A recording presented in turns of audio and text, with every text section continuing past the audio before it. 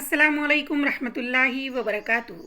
عزیز طالب علموں، آج ہماری عملی سرگرمی کا 11واں دن۔ آئیے سرگرمی سے متعلق گفتگو کریں گے۔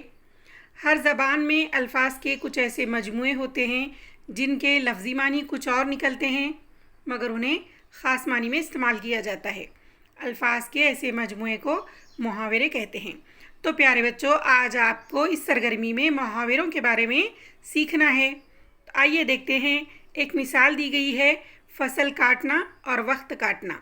دیکھیے یہاں پر فصل کاٹنا یہ اس کے لفظی معنی ہیں، اور وقت کاٹنا یہاں پر مجازی یا محاوراتی زبان کا استعمال کیا گیا ہے۔ پیارے بچوں، آپ اگر سوچیں گے تو فصل کاٹنا، یہاں پر کاٹنا یہ دو الفاظ ایک جیسے ہیں لیکن دونوں کے لفظی اور محاوراتی معنی الگ الگ ہیں۔ فصل کو ہم چھری، دراتی یا جو اس کے وسائل ہوتے ہیں اس سے کاٹتے ہیں، جبکہ وقت کو ہم کاٹتے نہیں بلکہ بتاتے ہیں۔ تو وقت کاٹنا میں محاوراتی زبان استعمال کی گئی ہے، بول چال کی زبان استعمال کی گئی ہے یا مجازی معنی لیے گئے ہیں، جیسا کہ اردو کے علاوہ مراٹھی، کنڑ، تیلگو وغیرہ جو زبانیں ہیں، دوسری زبانوں میں بھی زبان دانی کے لطف کے لیے محاوراتی زبان کا استعمال کیا جاتا ہے۔ تو پیارے بچوں، محاوروں کی اہمیت کو آپ اچھی طرح سے سمجھ گئے ہوں گے۔ چلیے ہم محاوروں کو جملوں میں استعمال کرتے ہیں۔ پہلا محاورہ دیا گیا ہے دو چار ہونا۔ دو چار ہونا کے لفظی معنی نکلتے ہیں سامنا ہونا۔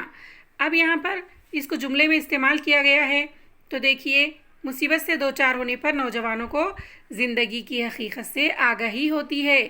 یعنی یہ بتایا گیا ہے کہ اگر نوجوان لوگ مصیبت پڑنے پر، مصیبت کا سامنا ہونے پر ان کو زندگی کی سمجھ آتی ہے، یہ زندگی ان کو معلوم ہوتی ہے، تو یہاں پر اس کے لفظی معنی لیے گئے ہیں اور اس جملے میں استعمال کرنے کے بعد اس کے محاوراتی معنی استعمال کیے گئے ہیں۔ تو پیارے بچوں، اب آپ کو دھوکہ دینا، دھوکہ ہونا یہ ایک لفظ دیا گیا ہے، اور آگاہ کرنا، تو اس کے لفظی معنی لکھ کر آپ کو محاوراتی زبان میں استعمال کر کے اس کا جملہ لکھنا ہے۔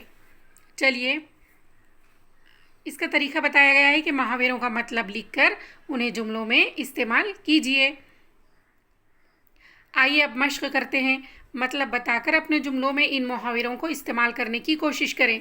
پہلا ہے خاطر تواضع کرنا۔ خاطر تواضع کرنا میں آپ کو اس کے لفظی معنی لکھنا ہے اور پھر اپنے جملوں میں استعمال کرنا ہے۔ دوسرا ہے لقمہ دینا۔ لقمہ دینا کے لفظی معنی لکھ کر اس کو محاوراتی زبان میں استعمال کر کے اس کا جملہ لکھنا ہے۔ تیسرا ہے سوگ منانا۔